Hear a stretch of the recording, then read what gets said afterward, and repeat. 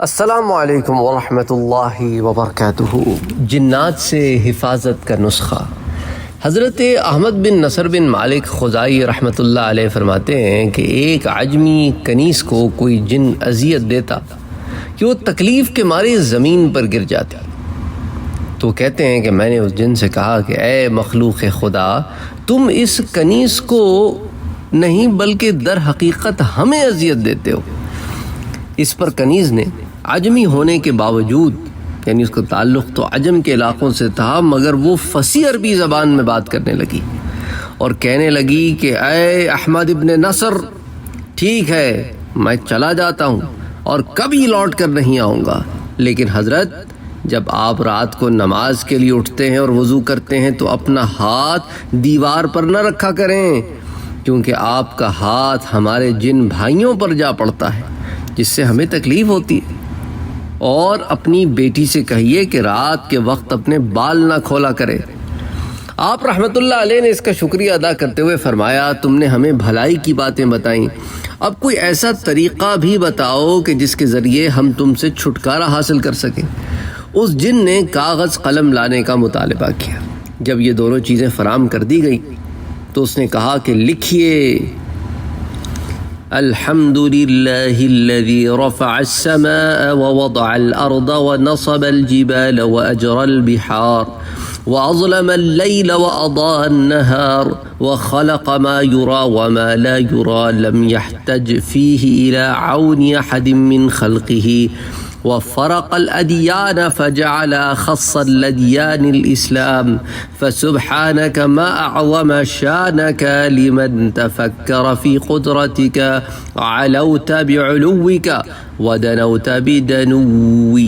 وقهرت خلقك بسلطانك فالمعادي لك منهم في النار والمذلل لك نفسه منهم في الجنة أمرت بالدعاء وضمنت الإجابة أنت القوي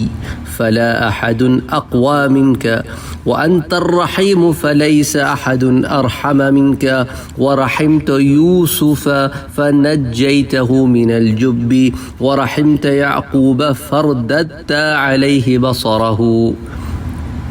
ورحمت أيوب فكشفت عنه بلاءه ورحمت يونس فنجيته من بطن الحوت أسألك وأرغب إليك فإنك مسؤول لم يسأل مثلك يا قاصم الجبابرة ويا ديان الدين الذي يحيي العظام وهي رميم ويا مجيب المضطرين قضيت لخلقك على أن يمروا على دق من الشعر وأحد من السيف على وادي جهنم فأنقذت من شئت وأغرقت من شئت منهم في نار جهنم أنت ابتليت فلان ابن فلانة بهذه الأوجاع والأسقام والرياح وأنت القادر على الذهاب به فاذهب به يا أرحم الراحمين۔ تو اس نے یہ تمام طویل بات لکھوائی کہ تمام تعریفیں اس اللہ عز و جل کے لیے ہیں جس نے آسمان کو بلند کیا اور زمین کو بچھایا، پہاڑوں کو کھڑا کیا، سمندروں کو رواں کیا، رات کو تاریک اور دن کو روشن کیا، ہر نظر آنے والی اور نہ نظر آنے والی چیز کو تخلیق کیا۔ وہ ان کاموں میں مخلوق میں سے کسی کا محتاج نہیں، جس نے ادیان میں فرق کیا اور ان میں سے خاص دین اسلام کو بنایا۔ اے اللہ عز و جل، تو ہر عیب سے پاک ہے، تیری قدرت کے بارے میں تفکر کرنے والا تجھے بڑی عظمت و شان والا پاتا ہے۔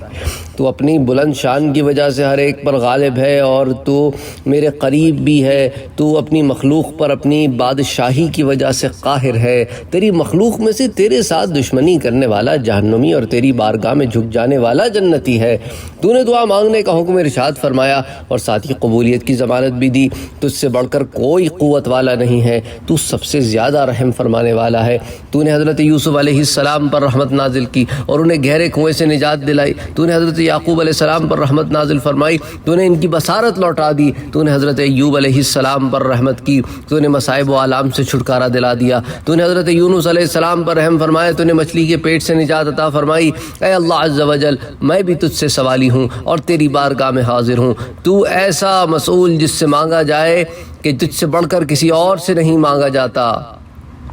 اے مغرور اور سرکش لوگوں کا غرور خاک میں ملا دینے والے،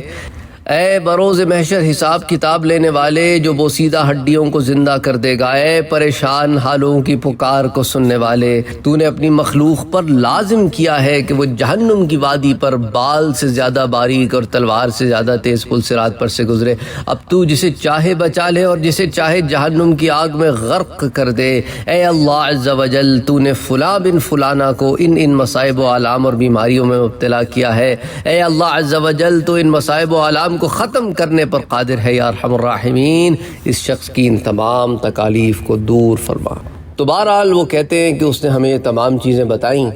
اور کہا کہ انہیں لکھ لو، ہم نے لکھ لیا تھا۔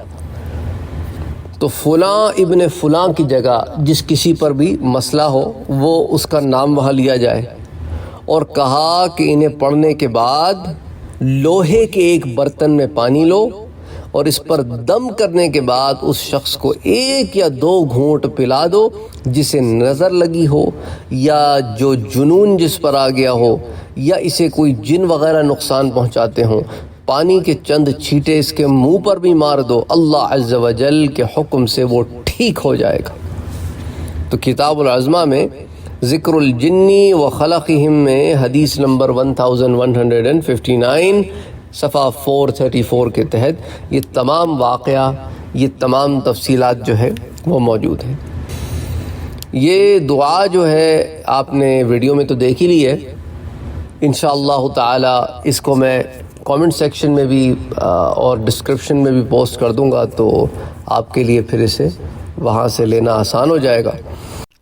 اور آپ کی سہولت کے لیے واٹس ایپ کا گروپ بھی بنا ہوا ہے اور ٹیلی گرام کا چینل بھی بنا ہوا ہے، دونوں کے لنکس ڈسکرپشن میں موجود ہیں۔ آپ کو ریمائنڈ کراتا چلوں کہ سید سعد قادری انگلش چینل ایک ہے، اور اسی طرح میں نے ابھی ریسنٹلی سید سعد قادری قرآن ریسیٹیشن کا چینل بھی لانچ کیا ہے۔